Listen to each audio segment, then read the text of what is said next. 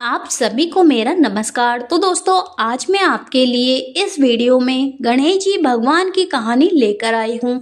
तो प्रेम से बोलिए गणेश जी भगवान की जय हो।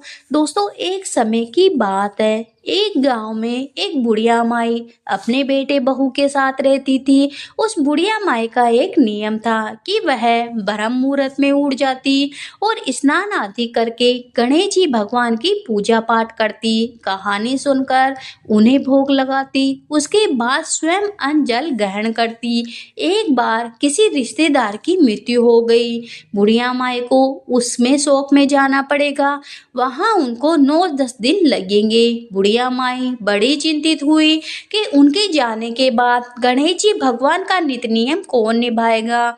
उससे चिंतित देखकर बेटे ने कहा, माँ तुम परेशान मत हो, तुम्हारी बहू तुम्हारी अनुपस्थिति में यह सब काम कर लेगी। उसने अपनी पत्नी को बुलाकर सारी बात बताई। पत्नी बड़ी समझदार थी। उसने भी अपनी सास से कहा, माँ जी आप चिंता न करें, मैं नियम से गणेश जी भगवान की पूजा पाठ कहानी करके सुन लिया करूंगी और उन्हें भोग भी लगा दिया करूंगी। सास निश्चित होकर चली गई। उसके बाद से बहू सुबह सुबह उठी, नहा धोकर गणेश जी भगवान की पूजा पाठ करी, फिर कहानी कथा सुनी।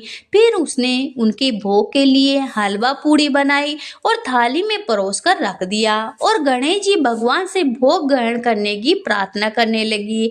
वह कहने लगी, प्रभु आप भोग लगा लीजिए ताकि मैं भी भोजन करूं। फिर वह काम में निप करने लग गई।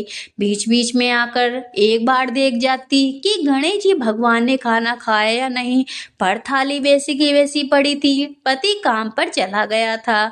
बहू ने भी सारा काम कर लिया। वह सोच में पड़ गई कि गणेश जी भगवान खाना नहीं खा रहे हैं, यदि खाना नहीं खाएंगे तो कमजोर हो जाएंगी, सास वापिस आएगी तो गुस्सा करेगी। बहू स्वयं को दोष देने लगी, शायद मेरी ही पूजा पाठ में कोई कमी रह गई होगी, इसलिए गणेश जी भगवान भोजन नहीं कर रहे। गणेश जी भगवान के आगे हाथ जोड़कर प्रार्थना करने लगी कि आप खाना खा लीजिए, नहीं तो मैं भी भूखी रह जाऊंगी। गणेश जी भगवान मन ही मन सोचने लगे कि बहू तो बहुत सीधी सादी और सरल स्वभाव की है, यदि मैं भोग नहीं लगाऊंगा तो मुझे प्राणी हत्या का दोष लगेगा।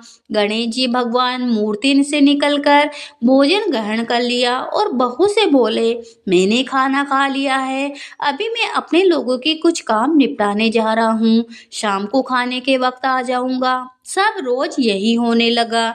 जब 9-10 दिन बाद सास वापस आई तो सबसे पहले गणेश जी भगवान की मूर्ति के दर्शन करने गई, पर मूर्ति वहां नहीं थी। सास ने बहू से पूछा कि गणेश जी भगवान की मूर्ति कहाँ है। बहू ने कहा, गणेश जी महाराज तो अपने लोगों में घूमने गए हैं, वह शाम को खाने के वक्त आ जाएंगे। सास को बहू की बातों पर भरोसा नहीं हुआ। उसने उसे डांटते हुए कहा, तुमने गणेश जी महाराज की मूर्ति फेंक दी और मेरे सामने बहाना बना रही हो।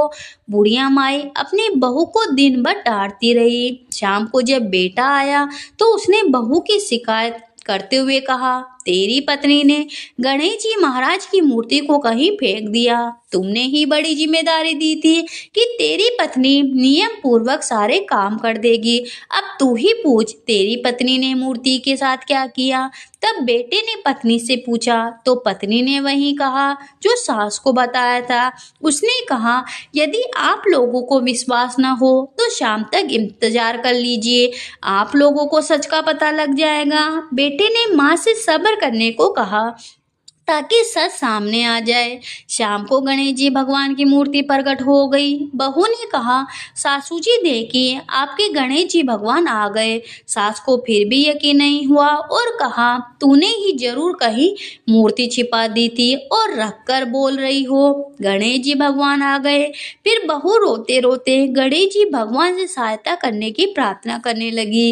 गणेश जी भगवान प्रकट होकर सास को दर्शन दिए। तब सास बोली, मैं मैंने सारा जीवन आपकी कहानी कथा सुनी, आपकी पूजा पाठ करी। आपने इससे पहले मुझे कभी दर्शन नहीं दिए। गणेश जी महाराज बोले कि तुमने केवल एक मूर्ति समझकर मुझे भोग लगाया, पर बहू ने इसे अच्छा देव समझा। सास की आंखें खुल गई, उसने हाथ जोड़कर क्षमा मांगी। गणेश जी भगवान उनके घर अंदर के भंडार भर दिए और अंतर्धान हो गए। हे गणेश जी महाराज, जैसे आपने सास बहू पर कृपा करी, वैसे ही अपने सभी भक्तों पर अपनी कृपा बनाए रखना। प्रेम से बोलिए गणेश जी भगवान की जय हो।